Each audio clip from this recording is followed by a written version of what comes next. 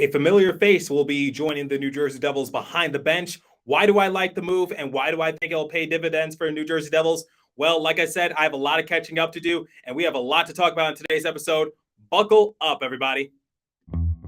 You're Locked On Devils, your daily podcast on the New Jersey Devils. Part of the Locked On Podcast Network, your team every day.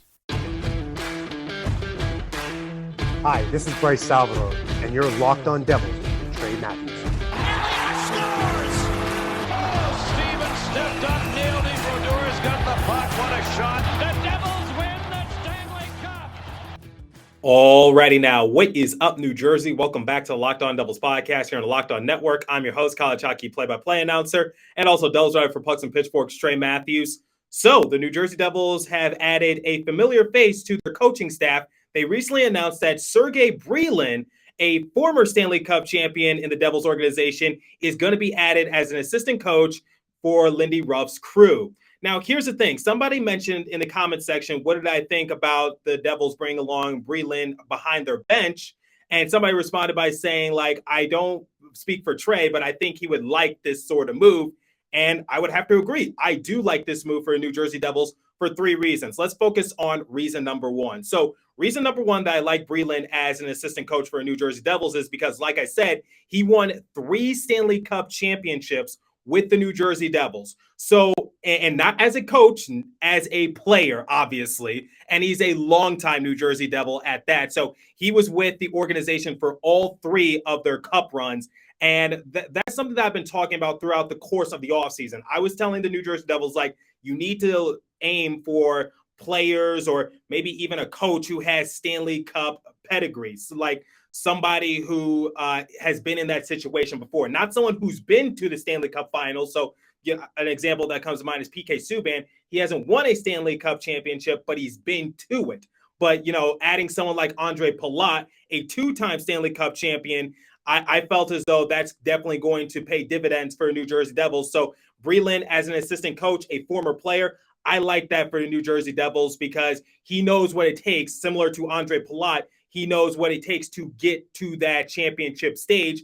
Obviously, the New Jersey Devils aren't quite there yet. In fact, we're years away from them legitimately becoming a Stanley Cup contender. However, I do believe the New Jersey Devils can make the playoffs under a wild card circumstance, and I feel as though bringing in Brylin, that can definitely do wonders for New Jersey Devils going forward. And now it leads to reason number 2 that I like Brylin as an assistant coach, and I kind of already touched on it, is because he is a former player under the Devils organization. So adding someone like Brylin, someone who's very familiar with the organization, he knows the ups, he knows the downs, he knows the ins, he knows the outs of the entire organization. He's been through it thick and thin and thin and thinner. I feel as though bringing along Brylin and him being a former player, he can definitely just provide the experience. He can provide the knowledge, and he can sort of act as a mentor towards some of our young guys. Because the fact of the matter is this, I feel as though the New Jersey Devils, what really killed them the last couple of years is not having that consistent voice in the locker room,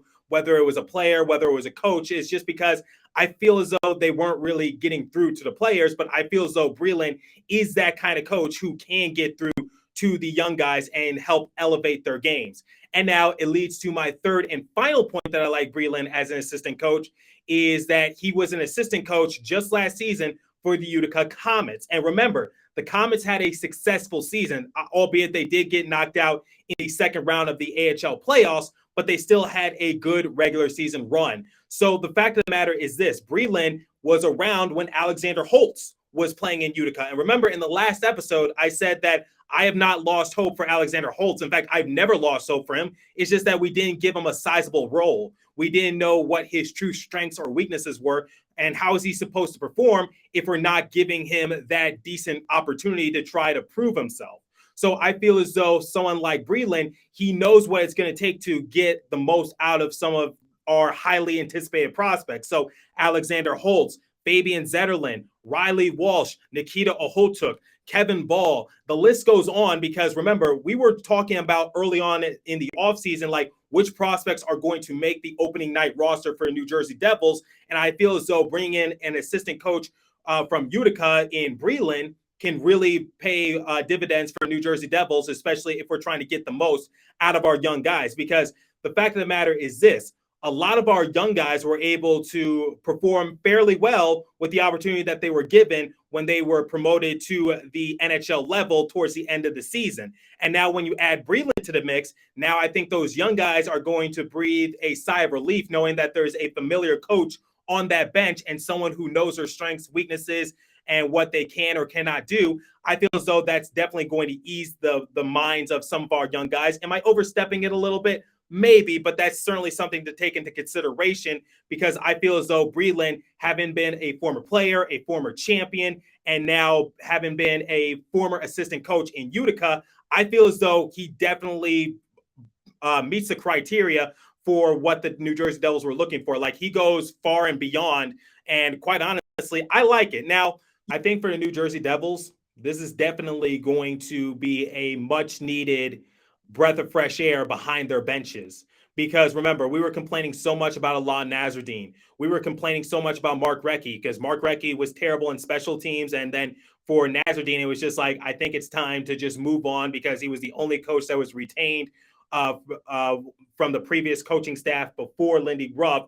So I think people were just like, look, we love Nazardine and all. We hope he gets another chance, but it's just time to move on from him and just get all new voices in the locker room. And Devils fans, you got your wish, because now we're getting a former player, a longtime center for the New Jersey Devils, someone who's won 3 Stanley Cup championships, someone who was just an assistant coach for the Utica Comets.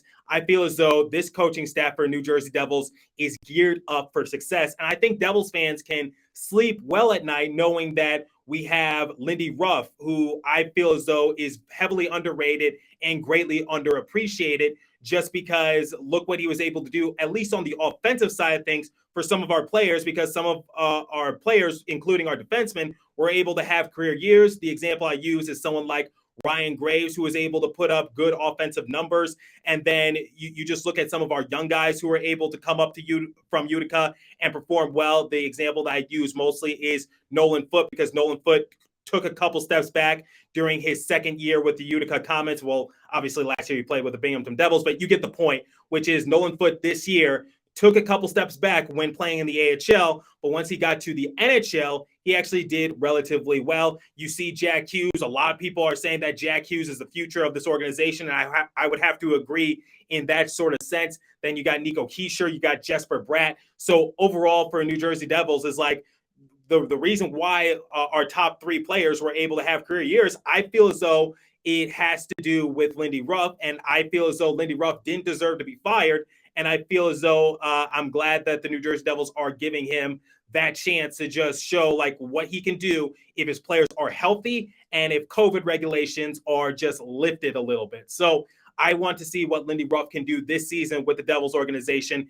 And then you get someone like Andrew Brunette. What was the one thing I was saying about Brunette during his previous tenure with the Florida Panthers? I said that I like Brunette as a coach just because just think of the circumstance, because everyone was projecting that the Florida Panthers would take a couple steps back because they were in the midst of that huge scandal that involved the Chicago Blackhawks. And we don't really need to get into detail because I think everyone knows what the circumstance was. I've talked about it on this show before, but ultimately people were just saying, what if the Florida Panthers crash and burn because they're kind of astray in this whole scandal. And it just feels as though like they were off to a great start. Now they might have to take a couple steps back since they don't have a head coach. And then Andrew Brunette steps in and he leads the Florida Panthers to the President's Trophy. And he was a Jack Adams finalist. So I love Andrew Brunette behind the bench for New Jersey Devils. And now adding Sergei Brylin, I feel as though that's the icing on the cake. That's the cherry on top because you balance it out a little bit, because I feel like for Lindy Ruff, he's old school. Andrew Brunette is new school and is able to just is new school and was able to find success with the Florida Panthers. And they were able to make the playoffs and win the President's Trophy. And he was a Jack Adams finalist. And then for Brylin, he kind of brings it together a little bit because Brylin, I guess he had success in Utica just because the fact of the matter is this: Utica had a great regular season and he was an assistant coach. He was on that staff. But at the same time, Brylin in the old NHL won 3 Stanley Cup championships, all with the New Jersey Devils organization.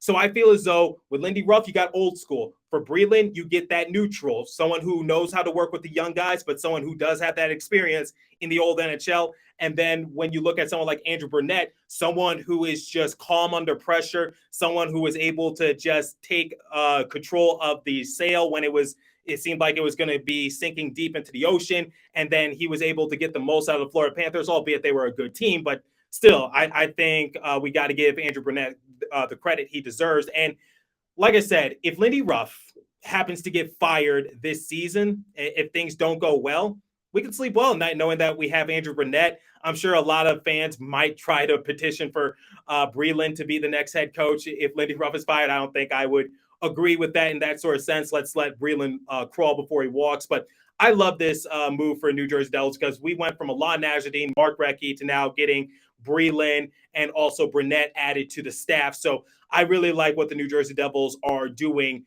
this time around with their coaching staff and who's behind the bench. And I feel as though those three voices in the locker room can definitely help the young guys because each one of them brings their own strengths to the table and they're able to get the most out of certain circumstances. So I feel as though Brylin, Burnett, and our head coach, Lindy Ruff, I think that's a good tandem to have. I think that's a good trio that the New Jersey Devils have put together, quite honestly. Okay, this first live read is very serious, so let's get serious momentarily. So you're hanging out with some friends and putting back a few drinks. A few becomes a few too many. As the evening comes to an end and people start to head out, you think of calling for a ride. Nah, you live nearby. You can make it home okay. It's no big deal, right? What are the odds you'll get pulled over anyway? And even so, what's the worst that could happen? Your insurance goes up, you lose your license, you lose your job, you total your car, you kill someone.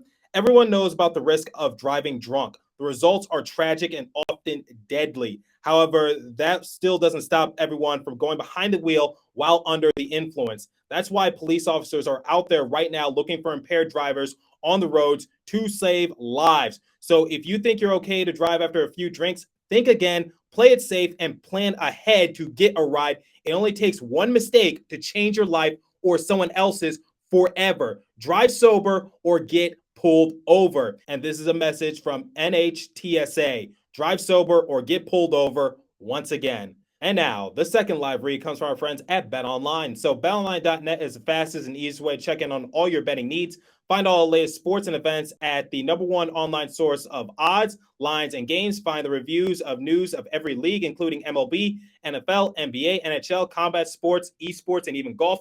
BetOnline continues to be the top online resource for all your sport wagering information, from live in-game betting, scores, and podcasts. They have you covered. Head to BetOnline today or use your mobile device to learn more about the trends and happening today. BetOnline, where the game starts. Please remember to gamble responsibly and visit our friends at Locked On Bets for all your betting needs there as well. Okay, so I was planning on talking about this at some point. I just didn't know when. So this happened. This news happened while I was on vacation back in late July. So I obviously couldn't do an episode about it. However, I do want to talk about it because I feel as though it does need to be addressed. So the New Jersey Devils, aside from getting a new play-by-play announcer, his name is Bill Spalding, they are also looking for a new PA announcer. So Joe Tolentino will not return as a PA announcer for New Jersey Devils. Now, here's the thing, guys. I know a lot of you don't like Joe. And, everyone's entitled to their opinion. Now, I'm going to do my best to try to be neutral about this and provide some insight while at the same time understanding where people are coming from. So here's the thing. Joe Tolentino was hired as a PA announcer due to a fan vote that the New Jersey Devils put out there. Now, when Joe did the PA announcing, he did receive a lot of complaints. And the one thing I have to say about Joe, he's appeared on the show before. He's a nice guy. He's one of the nicest guys you can ever meet. He was cool to me. He was very agreeing to be on this show. But at the same time, I'm sure Joe saw the criticism of saying like, oh, this PA announcer sucks. Get a new PA announcer. Fire the PA announcer. One of my colleagues from Pucks and Pitchforks, Sam Wu, put out an article saying that Joe Tolentino deserves better.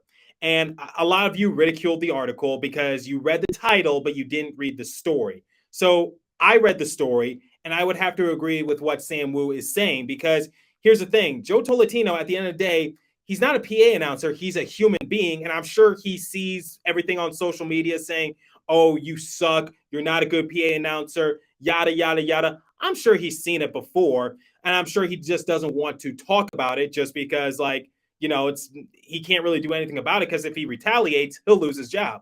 So my thing is this. Joe Tolentino was a fan, and he wasn't a PA announcer prior to getting this New Jersey Devils gig. Now, I would have to put that blame on the New Jersey Devils organization. Look, I get what they were trying to do.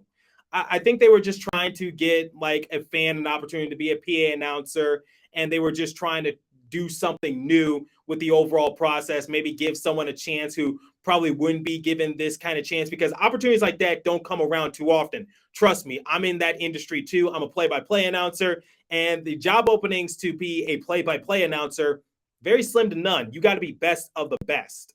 And so I understand like what the New Jersey Devils were trying to do, but that's kind of immature of their organization to do, because my thing is this, like, as a play-by-play announcer who's trying to break his way into the hockey world or whatever sports world, if I'm seeing a contest for someone to be the next play-by-play announcer for the New Jersey Devils and I don't get it, but yet they hire someone who doesn't have any play-by-play experience, I wouldn't be too happy, because it's just like, I called so many games. I had to work my way up. I had to call the lower tier ACHA teams. I had to call teenagers travel games just to get some reps in. Like, and yet you're holding this contest and you're hiring someone who doesn't have the experience. Because when Joe appeared on this show, he said that he didn't have any PA announcing work. He didn't have any radio work. He didn't have any broadcasting work. He was a singer. And, I guess he's kind of in the same realm of announcing and singing. They're kind of the same, but